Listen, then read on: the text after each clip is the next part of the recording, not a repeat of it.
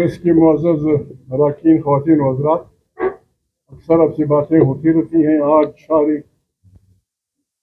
PTI के कौमी assembly के मेंबरान, उनकी लीडरान शामिल हैं। तफसील से तो अपनी अपनी बंदी बातें आपसे करेंगे।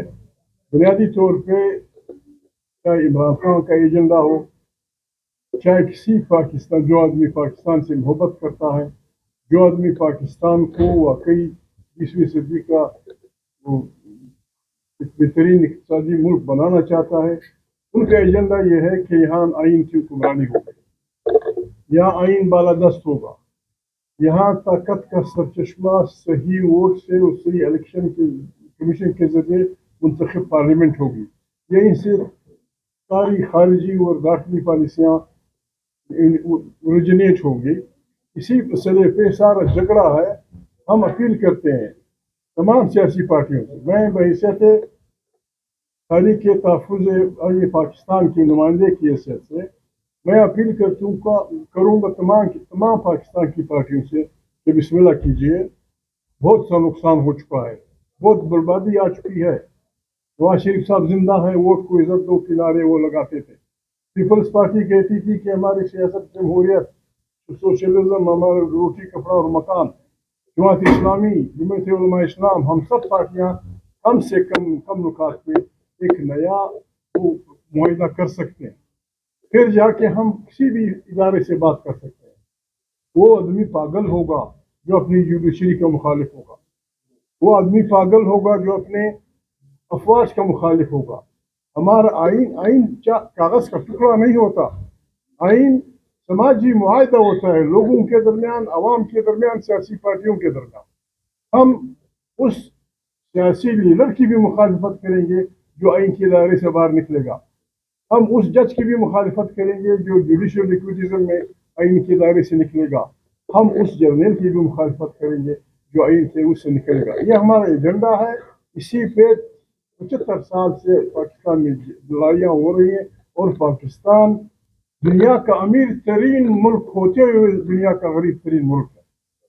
दुनिया की तमाम ट्रिलियंस ऑफ डॉलर इसमें वो हैं, मादनियात हैं, उस पर जिस अंदाज में लोग हमलावर हो रहे हैं, ये पाकिस्तान को खानाजंगी की तरफ धकेल रही है।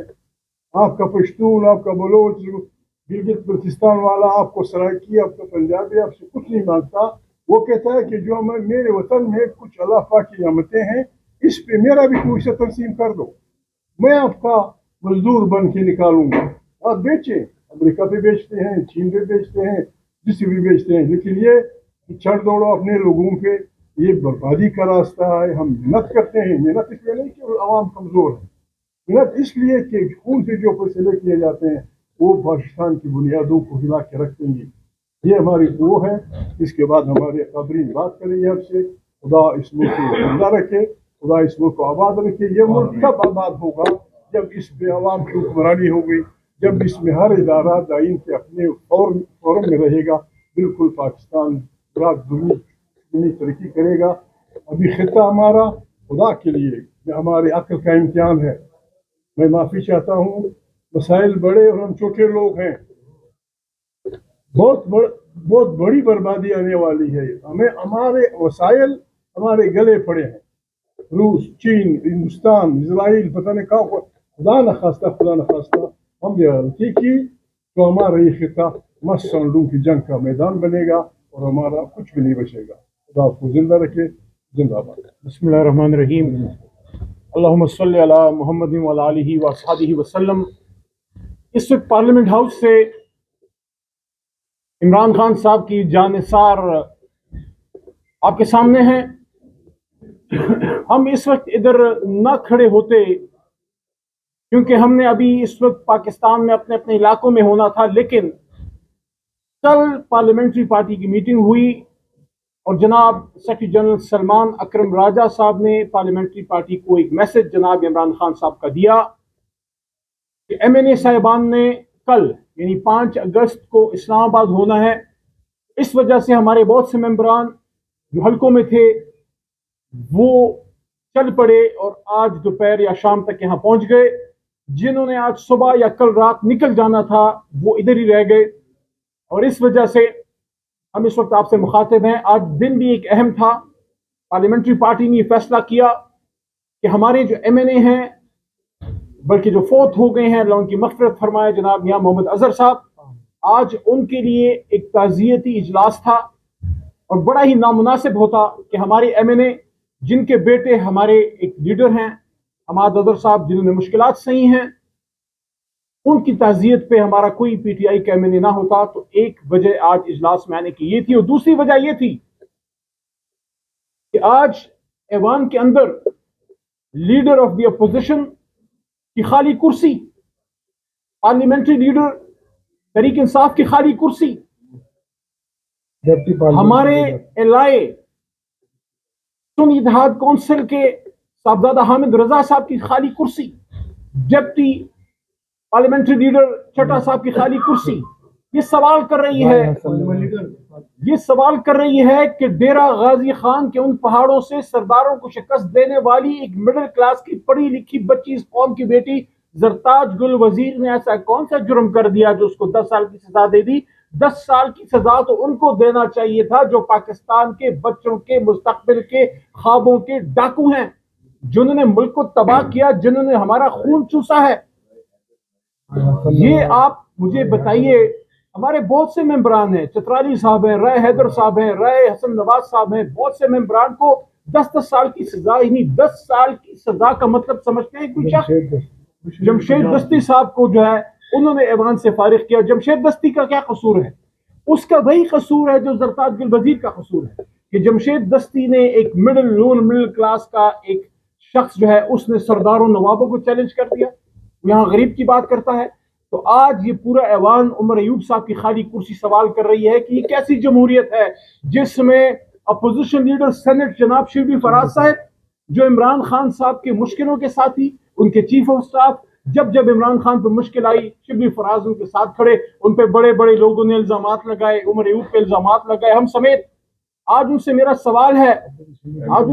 سوال ہے پنجاب کے احمد خان بچر صاحب بھی کہ یہ وہ لوگ ہیں جو قربانی دے کے کھڑے ہیں, جو 10 سال کی سزا اپنے دامن میں فخر کے ساتھ لپیٹ کے کھڑے ہیں, جو فخر سے کھڑے ہیں, جو ہمت سے کھڑے ہیں, جو جرت سے کھڑے ہیں, جنہوں نے حوصلہ نہیں ہارا, جنہوں نے غیرت کا دامن نہیں چھوڑا. ان لوگوں کو آج ضرور اپنے گریبان میں جھانکنا چاہیے جو عمران خان کے ہیروز کو ان شیروں شیرنیوں پہ سوال اٹھاتے تھے.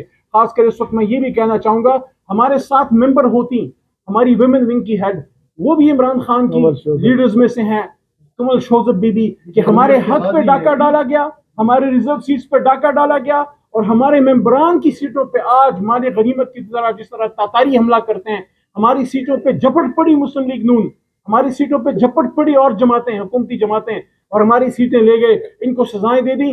بہرحال کل ایک اہم دن ہے, ہمارے لوگوں نے پرامن رہنا ہے. عمران خان صاحب ہمیشہ پرامن تحریک کی بات کرتے ہیں, اور کل کا احتجاج کس لیے ہے؟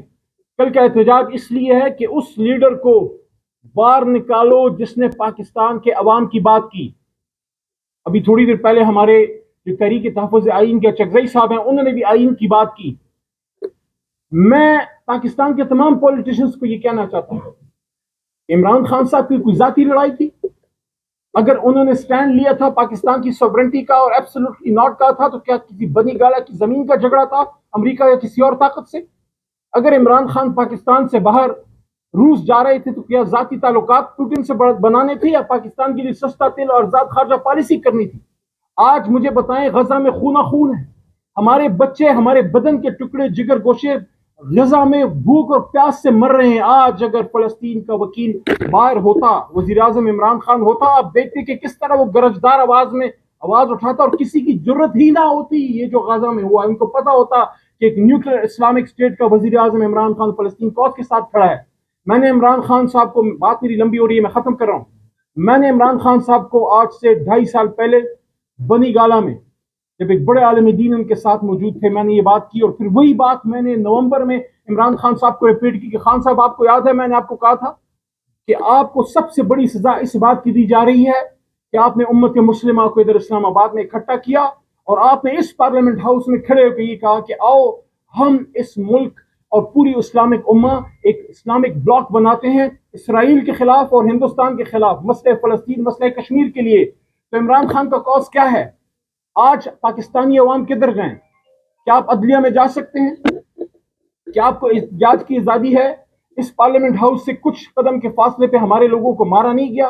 ہمارے ادھر اسی ایوان سے ہمارے لوگوں کو اٹھا کے نہیں لے گئے؟ یہ ہمارے ساتھ ویب سائٹ پہ ہمارے چیف وپ عامر ڈوگر صاحب کھڑے ہیں، ان کو اس ایوان سے اور ہمارے ساتھیوں کو جس طریقے سے بےعزتی کے ساتھ گرفتار کیا گیا، اٹھایا گیا، آج تک اس کا پتہ نہیں لگا کس نے کیا ہے۔ عمران خان کی آخری بات، عمران خان کی لڑائی کسی ادارے سے نہیں، عمران خان صاحب کی لڑائی کسی شخص سے نہیں، عمران خان صاحب کی لڑائی ان کی جدوجہد اس سوچ سے ہے کہ اس ملک کو کسی شخص کی ذاتی انا کے لیے نہیں، آئین کے مطابق اس ملک میں چلنا ہے، ادارے نے اپنا کام کرنا ہے، جمہوریت نے اپنا چلنا ہے، جوڈیشری نے اپنا کام کرنا ہے، آزاد جوڈیشری، ایک بالادست سول سپریمیسی اور ایک تگڑی فوج اس ملک کی ضرورت ہے۔ اور عمران خان صاحب نے ہمیشہ کہا کہ ملک بھی میری ہے اور فوج بھی میرا ہے، تو پھر ہم یہ سمجھتے ہیں کہ یہ جو لڑائی اور قوم کو جو اس آگ میں دھکیل دیا گیا ہے، اس کا فائدہ کس کو ہے؟